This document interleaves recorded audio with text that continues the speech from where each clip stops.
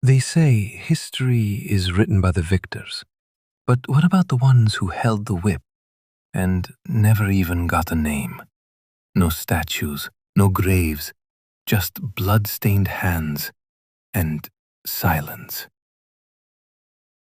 Welcome to my history dreams, where we unearth the truths the textbooks buried. Today, we follow the shadow of a man you were never meant to remember, the medieval torturer, a figure born from justice, twisted by power, and erased by convenience. Part 1. The job no one wanted. So, how does one become a torturer? There's no Hogwarts for this, no shiny diploma, no proud parents bragging, "My son flays people for a living." Most didn't choose it. They were chosen or cornered. Some were failed executioners, apprentices with shaky hands, or local outcasts desperate for coin. Others, just people who owed the wrong man a favor. In some towns, the torturer wasn't even from the community. They had to be brought in from the outside because no one wanted to live next to the guy who boiled people alive before breakfast. But here's the punchline. Even though they did society's dirtiest work, they were barely paid. And when they were, it wasn't with gold.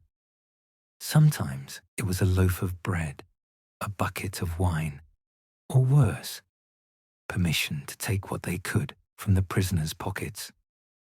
Yeah, that's right. The only tip they got was from a dying man's boot. Still think your job sucks?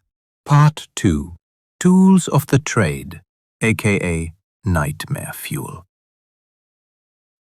So, what did a torturer actually do all day? Simple. They used medieval science to discover just how far the human body could bend before it broke. And their toolbox? It wasn't filled with wrenches or hammers. Oh no, it was more like a cursed version of Home Depot. Let's take a little tour. First stop, the rack. A wooden frame with rollers at each end. Strap the prisoner in, crank the handles, and stretch them like pizza dough until bones dislocate like bubble wrap. Snap, pop, scream, repeat. Then there's the Iron Maiden, a coffin filled with spikes. No, it doesn't close all the way. That would be too quick. Instead, it hugs the victim, just enough to puncture, but not kill. Slow, deliberate, artistic. Still not impressed? Meet the pear of anguish. It's not a fruit. It's a metal device inserted into, well, let's just say, an orifice. Once inside, you twist it. It opens.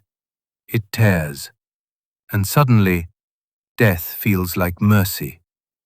Let's not forget the thumbscrew. Looks harmless until your bones are grinding like peppercorns. Or the Judas cradle. It involves gravity, a sharp pyramid, and places you definitely don't want gravity involved. All of this was done by hand. No automation, no gloves, no anesthesia, just sweat, blood, and probably the worst-smelling workplace in Europe. But here's the twist. The torturer wasn't supposed to kill you. That would ruin the whole point. The goal was pain, not death. Confess, comply, convert. And if you die in the process, oops. Part 3. Public Enemy, Secret Employee. Here's something deliciously ironic. Medieval torturers were both feared and necessary. They weren't lone psychos hiding in a dungeon for fun. They were state-sponsored. City councils, inquisitions, even kings needed them. but no one wanted to admit it. So what do you do when your job is essential but disgusting? You become invisible, literally. Some torturers were forced to wear hoods in public, not to scare people, but so no one recognized them at the market. Many weren't even allowed to live inside city walls. They were shoved to the outskirts near graveyards or tanneries, where the air was already thick with death. At the tavern, no one sat with them. At church, they got their own bench, far in the back, if they were allowed in at all. Marriage? Forget it. Who wants to marry the guy whose hands smell like burning flesh? Worse yet, in many cities, the torturer's children inherited the stigma. They couldn't get apprenticeships, couldn't join guilds, couldn't even change careers. Because once you were a torturer, you were always a torturer. And if that wasn't bad enough, when things went wrong, say someone died too soon or confessed too late, guess who got blamed? Not the judge, not the church, the torturer. Some were lynched in public. Some were quietly let go, as in fired, into a grave. Part 4. The madness behind the mask. Now, let's talk about the part no one wrote in the history books. The part where torturers didn't just break others, they broke themselves. Imagine waking up every morning knowing your job is to scream life out of another human being. To look them in the eye as they beg, as they cry, as they promise things they'll never be able to deliver. And still, you twist the screw anyway. That does something to a person. Some torturers developed what we'd now call dissociation. They became emotionally numb, like turning off the lights in their own minds to avoid watching what their hands were doing. Others drank heavily. Rum was cheaper than guilt. A few started talking to the corpses after work. No one listened to them when they were alive, so the torturer did. And then there were the dreams. Nightmares that made them scream louder than their victims. Visions of people they tortured, waiting for them in the dark, grinning. You see, being a torturer wasn't just a job. It was a slow suicide of the soul. But here's the catch. They couldn't stop. The pay was decent if you weren't dead inside. And most towns needed someone willing to do the dirty work. So they stayed. Broken, numb, dangerous. Until, eventually, they were replaced. Not fired, not thanked. Just replaced by someone slightly more desperate. Part 5. The Holy Hypocrisy. Let's get one thing straight. Torturers didn't act alone. They weren't rogue sadists with a key to the dungeon and a creative toolbox. No, they were instruments of kings, of judges, of priests.